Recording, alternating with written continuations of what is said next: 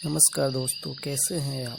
आज एक ऐसे रहस्यमयी गांव के बारे में बताने जा रहे हैं जिसकी कहानियां दूर दूर तक फैली हुई है और यह अपने आप में एक रहस्य समेटे हुए है। तो इसके पहले यदि हमारे चैनल को लाइक और सब्सक्राइब नहीं किए हैं तो लाइक और सब्सक्राइब करना मत भूलें। राजस्थान के जैसलमेर जिले स्थित एक गांव जिसे कुलधारा के नाम से जाना जाता है। कहा जाता है आज से लगभग 170 साल पहले यह गांव में हजारों लोग हंस खेल अपना जीवन यापन कर रहे थे। जैसलमेर से लगभग 18 किलोमीटर की दूरी पर स्थित पालीवाल समुदाय के 84 गांव थे।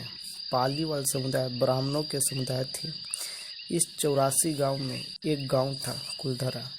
यह गांव उस जमाने में वैज्ञानिक तरीके के साथ तैयार किया गया था। भीषण गर्मी होने के बावजूद इस गांव के घरों में गर्मी का एहसास नहीं होता था। इस गांव की सबसे खास बात यह थी कि सभी घरों में झरोखे बने हुए थे और इससे सभी घरों में हवा भी आती रहती थी। यह गांव 1291 में तकरीबन 600 घरों वाले इस गांव को बसाया था। गांव के अंदर घरों के भीतर पानी के कुंड, तट और सीढ़ियाँ बनी हुई है जो कमाल की है। पालीवाल ब्राह्मण अन्य ब्राह्मण समुदायों से हटकर व्यापार किया करते थे। इसमें से कुछ कुशल किसान और पशुपालक अलग भी थे। इनका मुख्य काम ऊँटों के जरिए अन्य राज्यों से सामान लाकर जैसलमेर में बेचना और राजस्थान की शिल्पकारी को अन्य राज्यों में बेचना था। इनका मुख्य व्यापार सूखे मेवे, हाथी दांत के आभूषण, अफीम और अनाज का व्यापार था। पाली वालों ने गांव के मकानों को इस तरह से बनाया था कि यदि एक घर में बात हो रही हो तो वह दूसरे के घर में सुनाई नहीं देती थी, किंतु यदि दोनों घरों के सदस्यों को बात करनी होती थी तो दीवार के एक हिस्से में छोटा सा सुराख होता था जो उस वक्त आज के दौर जैसा टेलीफोन का काम करता था। 17वीं शताब्दी तक यह शांति रही, लेकिन देश में जब ईस्ट इंडिया कंपनी का आगमन हुआ तो यहाँ कई गांवों पर अंग्रेजों का राज हो गया। 1820 में जैसलमेर में मूल राज और गज सिंह राजाओं का राज था। इस गज सिंह का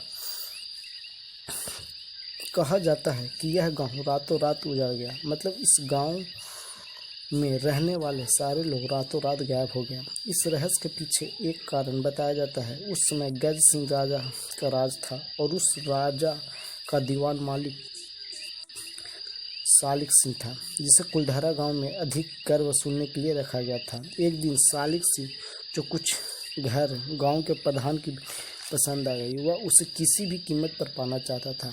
इसलिए उसने गांव वालों के सामने शर्तें रखी कि वह साल भर का पूरा कर्ज माफ़ कर सकता है, बशर्ते उससे बदले में प्रधान की बेटी दे दी जाए। गांव वालों ने उसकी शर्त मानने से साफ इनकार कर दिया। इसके बाद सालिम सिंह ने गांव वालों को सोचने के लिए एक रात का समय दिया और कहा कि यदि सुबह तक फैसला उसके हक में नहीं हुआ तो वह पूरी सेना के साथ आएगा। इस धमकी से उस रात 83 गांवों के लोग एक साथ जमा हुए और यह निर्णय लिया गया कि हम उस 83 गांवों को रातों रात खाली कर चला जाएंगे। उसी रात लगभग 5000 परिवार ने रातों रात अपना सामान बांधा, तहखानों में रखा जो भी रुपया हाथ लगा उसे ले लिया। खाने का कुछ सामान और ज़रूरी वस्तुएं और जो मवेशी साथ चल सकते थे उन्हें साथ रखा और वहां से रातों रात सारे कहाँ चले गए ये किसी को अभी तक पता नहीं चला। जाते जाते यह श्राप दे गए कि कुलधारा हमारी थी और हमारी ही रहेगी। यदि यह उजाड़ी है तो उजाड़े ही रहेगी। सुबह होते ही सालिम सिंह जब अपने सैनिकों के साथ वहां पहुंचा तो पूरा गांव खाली देखकर हैरान रह गया। गुस्से में उसके कई घरों को आग लगा दी और सैनिकों को गांव वालों की तलाश के लिए भेजा, पर कुछ हाथ न लगा। इस गांव को फिर किसी राजा ने दोबारा नहीं बसाया। गांव वालों रातों रात किस रास्ते से कहाँ गए कोई नहीं जानता। कुछ हिस्सों का मानना है कि पालवारों ने मध्य प्रदेश, उत्तर प्रदेश, गुजरात और छत्तीसगढ़ में पनाह ली और जहाँ के लोगों ने अपना नाम और पहचान बदल ली। कहा जाता है कि इन गाँव में जो भी रात को ठहरता है वह फिर वापस नहीं आ पाता है। इंडियन पैरानॉर्मल सोसाइटी ने मई 2013 में एक रिसर्च की थी और दावा किया था कि कुलधारा में कुछ नकारात्मक ऊर्जा है जिसे कारात्मक होने विश्वास किया जा सकता है।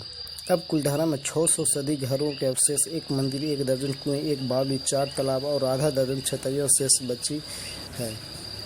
इसके अलावा घरों के भीतर कई तरह खाने को मिलती है, जिसे कहा जाता है कि सालन सिंह ने इसे लूट लिया। तो दोस्तों, कैसा लगा आपको, कैसा लगा, और आप अपना विचार अपने कमेंट सेक्शन में ज़रूर दें। तो आज के लिए बस इतना ही, धन्यवाद।